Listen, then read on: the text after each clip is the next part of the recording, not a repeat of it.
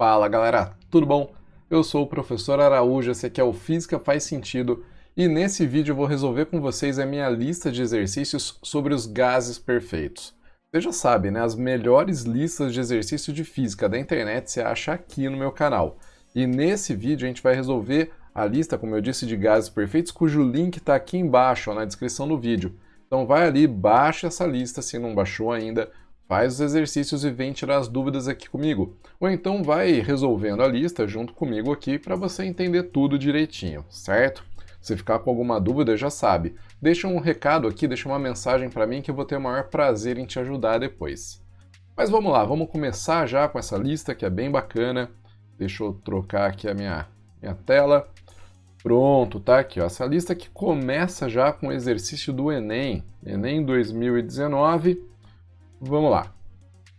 Dois amigos se encontram em um posto de gasolina para calibrar os pneus de suas bicicletas. Uma das bicicletas é de corrida, que é a bicicleta A, e a outra de passeio, que é a bicicleta B.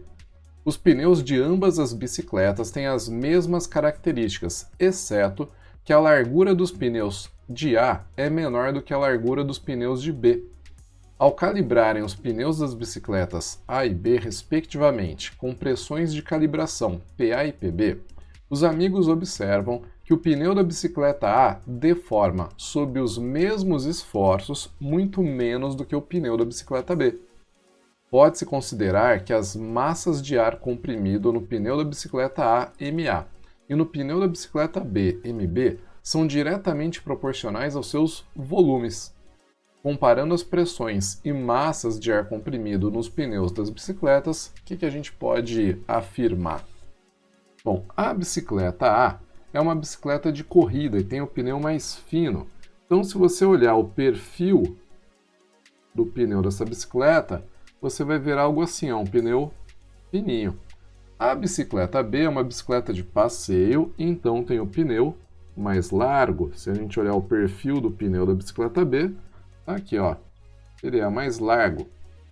E aí eles perceberam que quando você aplica o mesmo esforço sobre os dois pneus, o pneu da bicicleta B se deforma bem mais do que o pneu da bicicleta A. Então o pneu da bicicleta A, ó, considera que ele sofreu uma deformaçãozinha, fez uma pequena barriguinha aqui embaixo, mas o pneu da bicicleta B se deforma bem mais. Ele vai acabar fazendo uma barrigona aqui, ó. Claro que aqui está mega exagerado, né? Porque teria que estar muito vazio esse pneu, mas ele vai ter uma área de contato maior aqui. E aí, como que a gente pode comparar as pressões e as massas? Primeiro, pelo fato do pneu da bicicleta B ter se deformado mais. Aqui, ó. Bicicleta B, pelo fato dele ter se deformado mais.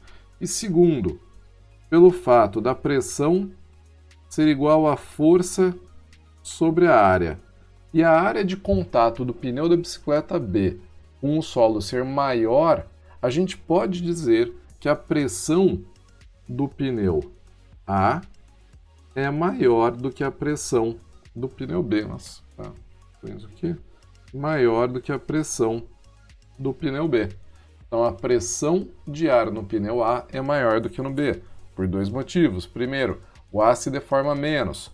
Segundo, a superfície de contato, azão, no pneu B é maior do que a superfície de contato no pneu A. Como a superfície de contato e a pressão são inversamente proporcionais, podemos concluir, podemos afirmar que a pressão em A é maior do que a pressão em B. E aí, sabendo que as massas são proporcionais aos volumes do pneu, como a gente sabe que o volume do pneu B, já que ele é maior, né, mais largo, o volume do pneu B é maior do que o volume do pneu a massa de ar no pneu B vai ser maior do que a massa de ar no pneu A. Porque, como ele disse, a massa é proporcional ao volume. E aí está resolvido, né? A pressão em A é maior do que a pressão em B e a massa em A é menor do que a massa em B, exatamente o que aparece aqui na alternativa B. Aqui, ó, alternativa B, resolvida a questão do Enem. Vou colocar aqui a resposta bonitinha, show de bola.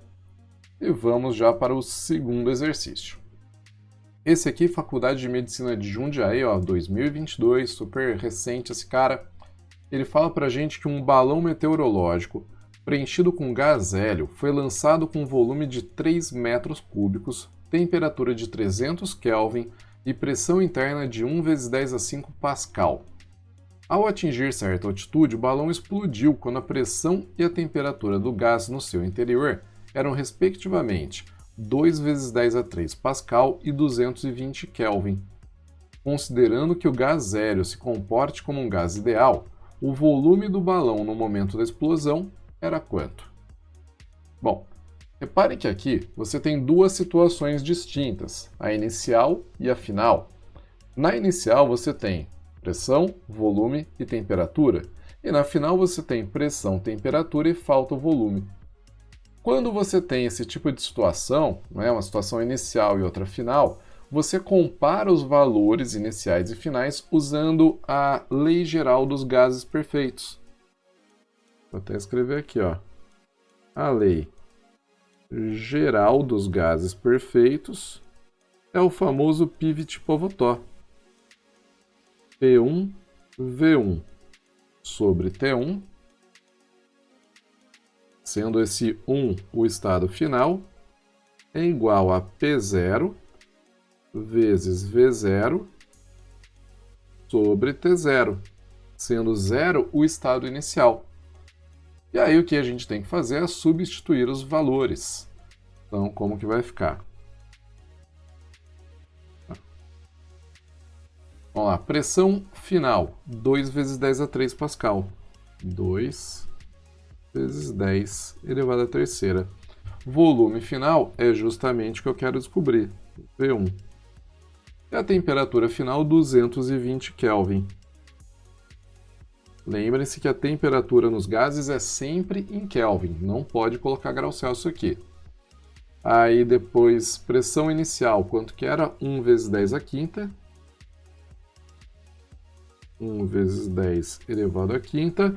Volume inicial, 3 metros cúbicos. Meio doida essa caneta. E o volume e a temperatura inicial, 300 Kelvin. Vai ficar 300, maravilha. Aí o que você pode fazer? Vamos isolar esse V1. Vai ficar volume V1 igual a 220. Esse 220 eu vou escrever como 2,2 vezes 10⁵. 2,2 vezes 10⁵, que eu passei para a direita multiplicando, multiplicado por 3, multiplicado por 10⁵, todo mundo dividido,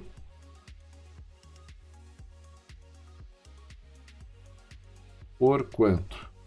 Por 300, que eu vou escrever como 3 vezes 10⁵, que já está ali. Eu vou passar aquele 2 vezes 10⁵ do lado esquerdo também dividindo. 2 vezes 10⁵. Então, isolando o V1 dessa forma, o que a gente pode fazer agora? A gente pode cancelar 3 de cima com 3 de baixo, aí o 2 ao quadrado de cima com 2 ao quadrado de baixo, e sobra 2,2 dividido por 2, que é 1,1. 1,1 vezes 10⁵ sobre 10 elevado a 3, 10 elevado a 2. Então fica 1,1 vezes 10⁵, também conhecido como 110. Então V1 é igual a 110 metros cúbicos. E a resposta aparece aqui na alternativa D. Ó, que maravilha. Um baita aumento, né? Imagina, esse balão foi lançado com 3 metros cúbicos e chegou em 110 metros cúbicos. Não é à toa que explodiu. Então, a alternativa D. Resolvido também. Maravilha. Agora vamos para o 3. Exercício 3, Federal do Paraná 2021. Ele dá um gráfico para a gente e fala assim, ó. Uma certa massa de gás ideal passa pelo processo termodinâmico ilustrado na figura a seguir, que apresenta um diagrama pressão por volume, né, pressão em função do volume, que está dado aqui, ó. Então reparem, vamos dar uma olhada no gráfico, que você tem aqui a pressão em MPa, ou seja, megapascal, 10 a 6 pascal, em função do volume em metros cúbicos. E aí você tem o estado inicial A e o estado final B. Considerando que a temperatura do gás no ponto A vale 50 Kelvin, assinale a alternativa que apresenta corretamente a temperatura TB do gás no estado B. Vamos lá. De novo, é uma transformação. Se é uma transformação, eu tenho estado inicial e estado final, eu vou usar a lei geral dos gases perfeitos. Então, pressão em A vezes o volume em A dividido pela temperatura em A é igual a pressão em B vezes o volume em B dividido pela temperatura em B. Eu poderia colocar o N ali multiplicando o número de mols, multiplicando a temperatura, mas só se houvesse uma mudança no número de mols, um vazamento de gás ou entrada de gás, que não é o caso aqui, né? Então, quando a gente tem um sistema fechado, o número de mols constante, fica só PV sobre T mesmo. Aí eu vou pegar os dados no gráfico. Para o ponto a pressão é de 20 megapascal e o volume é de 50 metros cúbicos. Então vai ficar 20 vezes 50. Você vai falar, Araújo, não tem que colocar 10 a sexta ali do megapascal? Nesse caso não, porque eu vou colocar em megapascal dos dois lados. Se eu colocasse 10 a sexta dos dois lados, eu cortaria e não daria nenhuma diferença. Isso aqui vai ser dividido pela temperatura no estado A, que é 50 Kelvin. E aí isso é igual a pressão em B, 60, vezes o volume 150. 60 era isso. 60 vezes 150 dividido pela temperatura em B, é aquilo que a gente quer descobrir. Aí eu posso dar aquela cortadinha marota aqui, ó, no 50 com 50. Eu vou passar o TB para a direita multiplicando, o 20 eu vou passar dividindo, e aí isolando o TB, a gente tem temperatura no estado B igual a 60 vezes 150 dividido por 20. 60 por 20 dá 3 vezes 150, 450. E essa é a nossa resposta. Essa é a temperatura do gás no estado B. 450 Kelvin. Maravilha, maravilha, maravilha. Alternativa C. C de certo. C de coisa linda. Tá aí, já foram os nossos 3 primeiros exercícios. Segue o jogo. Lembra, se tiver alguma dúvida, deixa um comentário aí. Aproveita e dá aquela curtidinha marota também, né? Se inscreve no canal se não está inscrito. E vamos para o exercício 4 da Unicamp 2020. O CO2 dissolvido em bebidas carbonatadas, como refrigerantes e cervejas, é o responsável pela formação da espuma nessas bebidas e pelo aumento da pressão interna das garrafas, tornando-a superior à pressão atmosférica. O volume de gás no pescoço de uma garrafa com uma bebida carbonatada a 7 graus Celsius é igual a 24 ml, e a pressão no interior da garrafa é de 2,8 vezes 10 a 5 pascal. Trate o gás do pescoço da garrafa como um gás perfeito. Considere a constante universal dos gases aproximadamente igual a 8 Joule por mol vezes Kelvin e que as temperaturas na escala Kelvin-Celsius sejam relacionadas pela forma TK igual a 0 graus Celsius, não é 0 graus Celsius, né? Seria T, a temperatura T em graus Celsius mais 273. O número de moles de gás no pescoço da garrafa é igual a quanto? Tá, vamos lá. O que a gente sabe aqui? Vamos anotar os nossos dados. A gente sabe, em primeiro lugar, e a temperatura do gás é 7 graus Celsius. Então, a temperatura é igual a 7 graus Celsius. Mas você sabe que nos gases a gente não pode usar a temperatura em Celsius, tem que passar para Kelvin. Então, somando 273 aqui, a gente tem a temperatura do gás na escala Kelvin igual a 7 mais 273, 280 Kelvin. O volume, ele deu para a gente 24 mililitros. Então, o volume é igual a 24 mililitros. E aí, como ele deu para a gente aqui embaixo, ó, a constante universal dos gases perfeitos, em unidades do Sistema Internacional, a gente não pode deixar mililitros, tem que passar para unidades do Sistema Internacional esse volume, ou seja, metros cúbicos. E como que a gente faz isso? 24 mililitros equivale a 24 centímetros cúbicos, porque cada mililitro vale 1 centímetro cúbico. E como que eu passo de centímetro cúbico para metro cúbico? Ó, vou fazer um rascunho aqui, uma maneira bem bonitinha. 1 centímetro equivale a 10 a menos 2 metros, certo? Mas você não quer transformar centímetro em metro, quer transformar centímetro cúbico em metro cúbico. Então você vai elevar ao cubo os dois lados dessa igualdade, e aí vai chegar em 1 centímetro cúbico igual a 10 a menos 2 elevado ao cubo, 10 a menos 6 metros cúbicos. Ah, então aqueles 24 centímetros cúbicos equivalem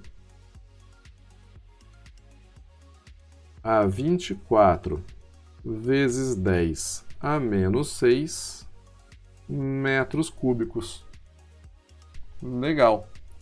O que mais que a gente sabe? A gente sabe a pressão, que já está no Sistema Internacional. 2,8 vezes 10 à quinta. Então, pressão é igual a 2,8 vezes 10 a 5 Pascal. E a gente sabe a constante universal dos gases perfeitos. R, 8 joules por mol vezes Kelvin. E aí, nesse caso, a gente não tem uma transformação como nos dois exercícios anteriores. A gente tem uma situação estática, é o gás dentro da garrafa. E aí, para a gente descobrir a variável que falta, que no caso é o N, o número de mols, a gente tem que usar a equação de Clapeyron, famosa PV igual a nRT. Se PV é igual a nRT, o número de mols, N, é igual a pressão vezes o volume sobre a constante vezes a temperatura. E aí, não é um exercício complicado, né? O mais importante é que era você perceber que tinha que transformar algumas unidades e agora tem que fazer a conta, substituir os valores aqui. Pressão 2,8 vezes 10 elevado à quinta. Volume 24 vezes 10 a menos 6, né? Então, 24 vezes 10 a menos 6 dividido pela constante universal 8 vezes a temperatura 280 Kelvin, que eu vou escrever como 2,8 vezes 10 elevado a 2 para facilitar a minha vida. Então a gente pode agora cortar 2,8 em cima com 2,8 embaixo. Ó, que bonito isso, hein? Foram camaradas. 24 dividido por 8 dá 3. E 10 elevado a 5 vezes 10 a menos 6 dá 10 a menos 1 dividido por 10 a 2, 10 a menos 3. Então, 3 vezes 10 a menos 3 mols, ou moles, como ele escreveu ali, né? Mas a alternativa correta Tá bonitinho aqui, ó, alternativa D.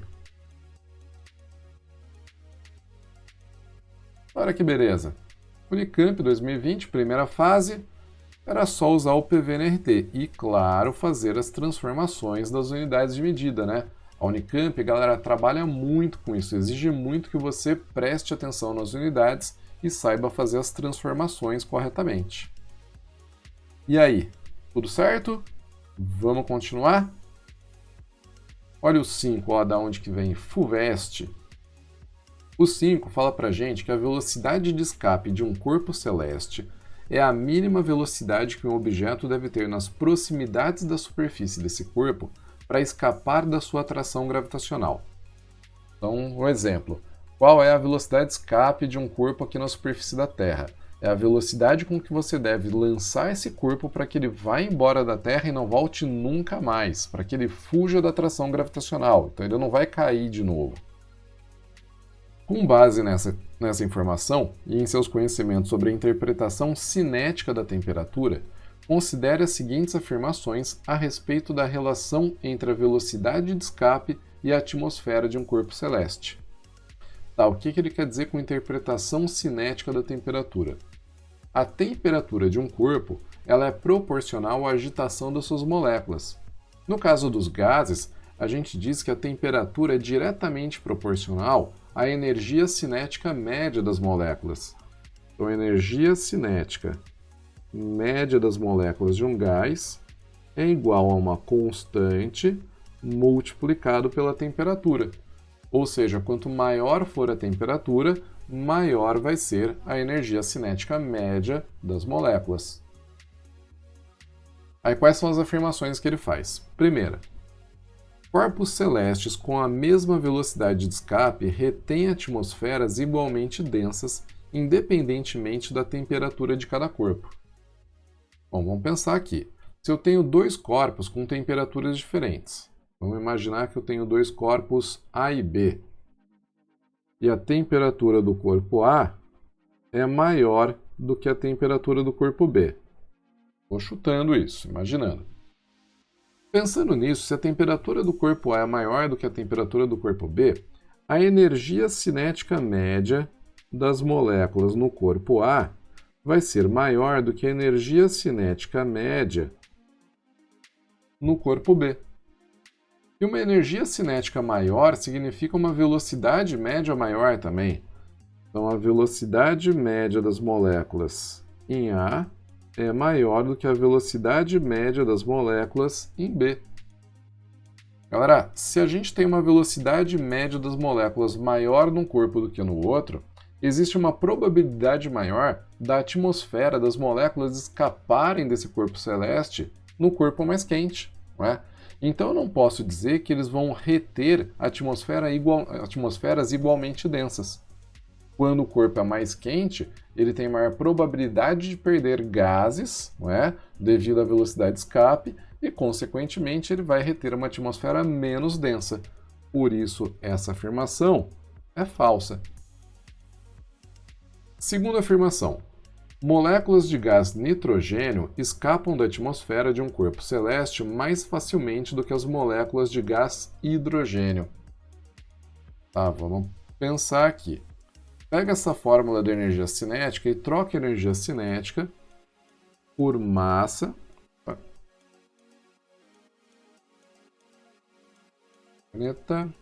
Massa da molécula vezes uma velocidade média ao quadrado, isso aqui a gente chama de velocidade quadrática média, dividido por 2, que é a fórmula da energia cinética, que é igual a uma constante K vezes a temperatura T.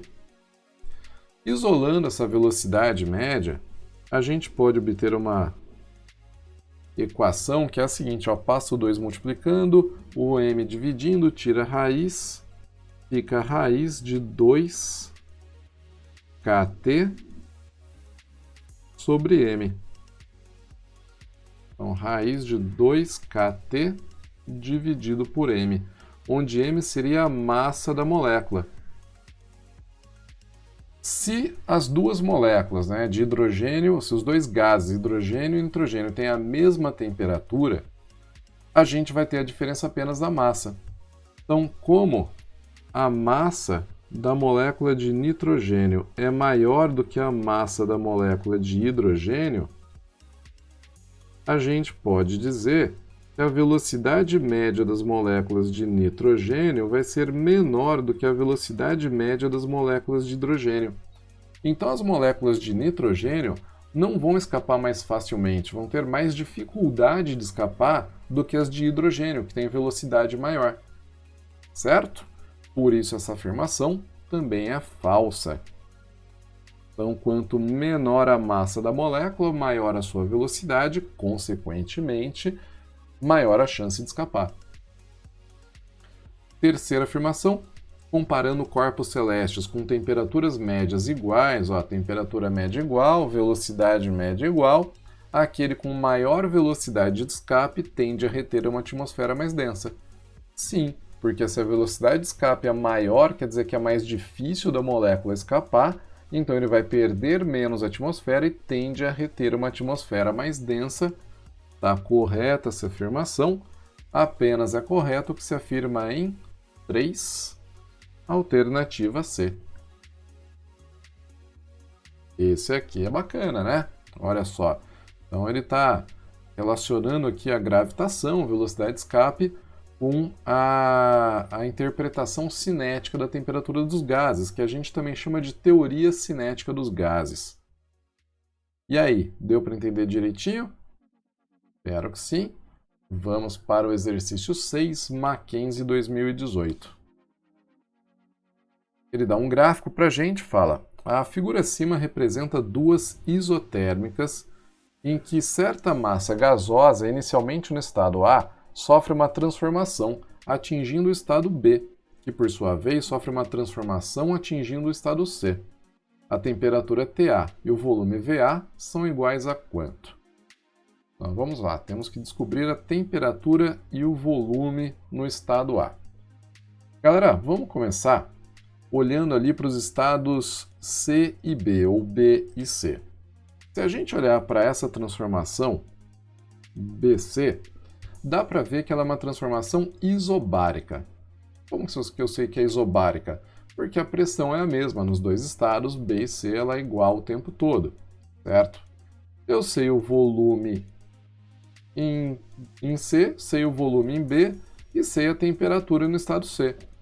Usando a lei geral dos gases perfeitos, eu posso descobrir a temperatura no estado B. Vai ficar assim, ó. Pressão em C vezes o volume em C, dividido pela temperatura em C, é igual a pressão em B vezes o volume em B sobre a temperatura no estado B. Eu já posso cortar as pressões, porque é uma transformação isobárica, as duas pressões são iguais a 4 atm, e aí eu vou substituir os valores. O volume em C, que é 3 litros, a temperatura em C, que é 300 Kelvin, o volume em B, que é 5 litros, e a temperatura TB é o que eu quero descobrir. Isolando essa temperatura TB, vai dar 300 vezes 5 dividido por 3, você vai encontrar TB igual a 500 Kelvin. E aí, ó, reparem que a transformação AB é uma transformação isotérmica. Aqui, ó, a mesma temperatura. Como é uma transformação isotérmica, eu já posso dizer que a temperatura em A é igual à temperatura em B, então a temperatura no estado A é igual a 500 Kelvin também.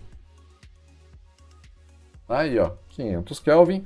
Já podemos eliminar as alternativas A, B e C. Então, elimina, elimina e elimina. E aí ficamos entre D e E. Agora, como que eu sei o volume ali no estado A? Olha, pelo desenho, já dá para você ver que esse volume VA é menor do que 3, né? Se ele é menor do que 3, não pode ser 4 de jeito nenhum. Então você já fica com a alternativa D muito facilmente. Então isso é super tranquilo. Ó, o volume A é menor do que o volume em C, menor do que 3, então só pode ser 2. Mas, né, você vai falar assim, eu posso confiar no desenho, não sei o quê. Faz a conta. Vamos fazer a conta bonitinho para ver. Que conta que a gente faz? De novo, lei geral dos gases. Pressão em A vezes o volume em A sobre a temperatura em A é igual a pressão em B vezes o volume em B sobre a temperatura em B. Posso já cortar as temperaturas, porque é isotérmica. E aí fica pressão em A, 10, vezes o volume em A, igual a pressão em B, que é 4, vezes o volume em B, que é 5. 4 vezes 5, 20, dividido por 10, 2. Então, o volume em A é igual a 2 litros. E aí tá bonitinho, tudo certo, como a gente já imaginava, né? Alternativa D.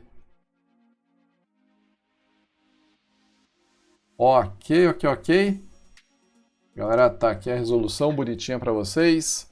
Lembra, ó, se não curtiu o vídeo, curte agora, hein? Se inscreve no canal também. E se tem dúvida, deixa um recadinho, manda mensagem para mim. E vamos para o 7. O 7 da Faculdade de Medicina da Albert Einstein, 2018, fala pra gente que a bomba de ar para a bicicleta da figura possui 50 centímetros de comprimento interno para o deslocamento do pistão. Quando acoplada à câmara de ar totalmente vazia do pneu de uma bicicleta e com um pistão recuado de 45 centímetros, medido a partir da base da bomba, a pressão interna do ar é de 1 atmosfera. Quando o ar é injetado sob pressão em uma válvula do tipo Schrader, acho que é assim que fala, Schrader, a câmara de ar, a força exercida pelo seu fluxo vence a força de retenção de uma mola, abrindo o obturador e permitindo a sua entrada. Então está ali a figurinha, né, da válvula. E ele fala assim: é necessária uma pressão de 1,2 atm para que o obturador da válvula seja aberto, permitindo a entrada de ar no seu interior. De quantos centímetros deve ser deslocado o pistão para que isso seja possível, sabendo que ao longo desse deslocamento a temperatura do sistema não se altera? Legal. Vamos lá, deixa eu fazer um desenho rápido aqui. Coisa simples. Ó, imaginem que essa aqui é a bomba, esse aqui é o corpo da bomba. Deixa ele aqui. E eu vou colocar também o pistão aqui. Não, o êmbolo.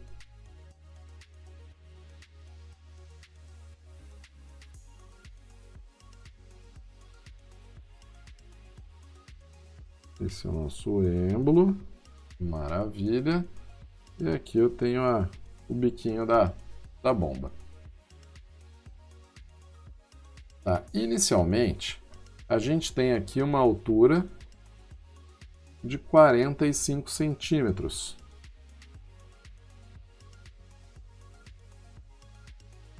Aqui, ó, uma altura que eu vou chamar de H. Vou chamar de H inicial, né? Igual a 45 centímetros. E para poder aumentar a pressão, para bombear o ar, você tem que fazer esse êmbolo descer, né? Você tem que fazer esse êmbolo diminuir a altura. Vamos imaginar que ele venha parar aqui embaixo, vou fazer um tracejadinho. Beleza. Nesse ponto.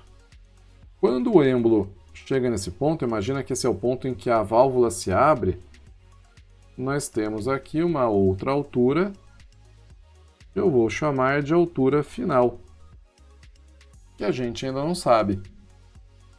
Lembra que ele perguntou para a gente o deslocamento, né, E o pistão deve ser deslocamento que deve ser feito no pistão. Então o que ele perguntou para a gente, no final das contas, o deslocamento sofrido pelo pistão é essa distânciazinha aqui, que é o HI menos HF. Eu vou chamar de ΔS. Beleza? É esse cara que o exercício quer que a gente descubra. E como que a gente descobre o HF para poder descobrir o HS, o ΔS? A gente pode usar aqui a lei geral dos gases perfeitos. Pensando que o gás que está ali dentro da bomba, quando você pressiona, comprime ele sofre uma transformação sob temperatura constante.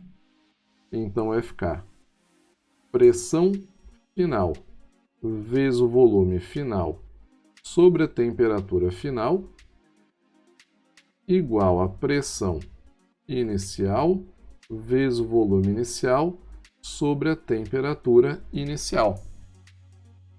Essa temperatura eu já vou cortar, porque ele falou que a temperatura permanece constante. Pressão final que abre a válvula é de 1,2 atm, é isso mesmo? E isso está aqui embaixo, ó, no texto, 1,2 atm. E o volume? O volume final, galera, se a gente considerar que existe aqui uma área da base, ó, área da base azão, ele vai ser igual a essa área da base vezes a altura, H final. Já os valores iniciais são 1 atmosfera, pressão inicial, e o volume inicial eu também posso escrever em função da área da base. Área da base vezes a altura inicial. A gente já pode cortar essa área da base dos dois lados da equação, e aí fica 1,2 vezes a altura final igual a 1 vezes a altura inicial, que é 1 vezes 45 centímetros. Passa aquele 1,2 dividindo, e aí você tem a altura final igual a 45 sobre 1,2. Ó, que belezinha! Para a gente fazer agora o ΔS, descobrir o ΔS, é só fazer ΔS igual a altura inicial menos a altura final, que é 45, bonitinho, 45 menos 45 sobre 1,2. E aí, fazendo essa conta, eu posso multiplicar por 1,2 aqui, esse 45, né? Ó, multiplica por 1,2 em cima e embaixo, para ficar no mesmo denominador. E em cima, 45 vezes 1,2 é 45 mais 9. 45 mais 9, então vai dar 9, né? Menos 45. Isso, 54 menos 45. 9 dividido por 1,2. E 9 dividido por 1,2 vai dar exatamente 7,5. Beleza? Então, 7,5 que aparece na alternativa A. Esse é o nosso resultado e a resposta é a alternativa A. Resolvido o exercício da Faculdade de Medicina Albert Einstein. Olha que legal. Então, quem vai prestar medicina aí vai prestar Einstein. Já tem mais um materialzinho de estudo, mais um exercício resolvido. Segue o jogo, já estamos aqui no exercício 8. Vamos que vamos. O 8 é da Unicamp, galera, Unicamp 2017. Ele fala assim, ó, fazer vácuo significa retirar o ar existente em um volume fechado. Esse processo é usado, por exemplo, para conservar alimentos ditos embalados a vácuo ou para criar ambientes controlados para experimentos científicos. A figura abaixo representa um pistão que está sendo usado para fazer vácuo em uma câmara de volume constante VC igual a 2 litros. O pistão ligado à câmara por uma válvula A aumenta o volume que pode ser ocupado pelo ar em VP igual a 0,2 litros. Em seguida, a válvula A é fechada e o ar que está dentro do pistão é expulso através de uma válvula B, ligada à atmosfera, completando um ciclo de bombeamento. Considere que o ar se comporte como um gás ideal e que durante o ciclo completo a temperatura não variou. Se a pressão inicial da câmara era de 33 pascal, a pressão final na câmara após um ciclo de bombeamento será de quanto? Tá, vamos pensar uma coisinha rápida aqui. Você está querendo fazer vácuo naquela câmara. Fazer vácuo significa retirar o ar, pelo menos em parte. E quando você faz isso, o que acontece com a pressão lá dentro? A pressão diminui, ela tem que diminuir. Se a pressão inicial era de 33 pascal, galera, pensa comigo, a pressão final pode ser maior que 33? Não pode, né? Então você já pode eliminar a alternativa C, 36,3 pascal, e principalmente a alternativa B, 330 pascal. Só pode ser 30 ou 3,3. E, na boa, já dá para desconfiar qual que é a correta aqui, olhando para o exercício. Mas vamos lá. O gás, inicialmente, estava ocupando um volume de 2 litros aqui ó, na válvula, na câmara C. E aí, quando você puxa o pistão, esse ar ele vai se expandir aqui, ó, passando para essa outra câmara e vai passar a ocupar um volume, o mesmo ar que estava ocupando 2 litros, vai passar a ocupar um volume de 2,2.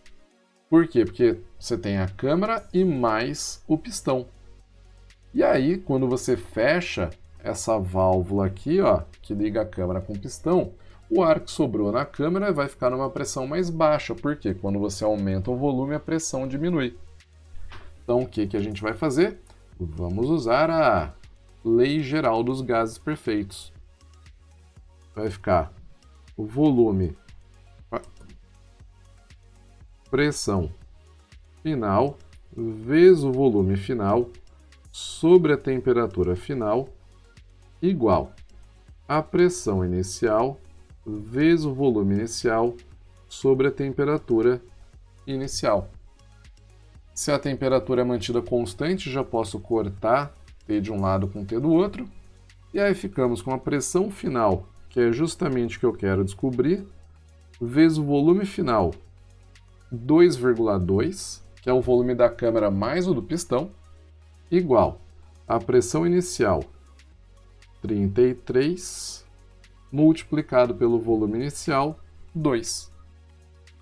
Passa esse 2,2 dividindo, e essa pressão final é igual a 33 vezes 2, que dá 66, dividido por 2,2. E fazendo essa continha, você vai encontrar exatamente 30. Não é atmosferas, é 30 pascal, newtons por metro quadrado. Apaga aqui. Então, 30 pascal. E a alternativa correta é a alternativa A. Beleza? Bom, galera, estão resolvidos aqui os exercícios de 1 a 8. E aí eu vou encerrar esse vídeo por aqui. Mas eu já vou postar logo em seguida para vocês também, já vou deixar o card aqui ó, da segunda parte da resolução dessa lista. Então vai ter uma segunda parte também. De novo, o card está aqui em cima, em algum ponto por aqui, e o link está aqui embaixo na descrição do vídeo também. Mas se você assistiu até aqui, muito obrigado, espero que você tenha entendido tudo, mas se ficou alguma dúvida já sabe, deixa um comentário aqui que eu vou ter o maior prazer em responder para você. Não esquece! Curte o vídeo, se inscreve no canal e compartilha com seus amigos também. Galera, valeu, um abraço e até o próximo vídeo.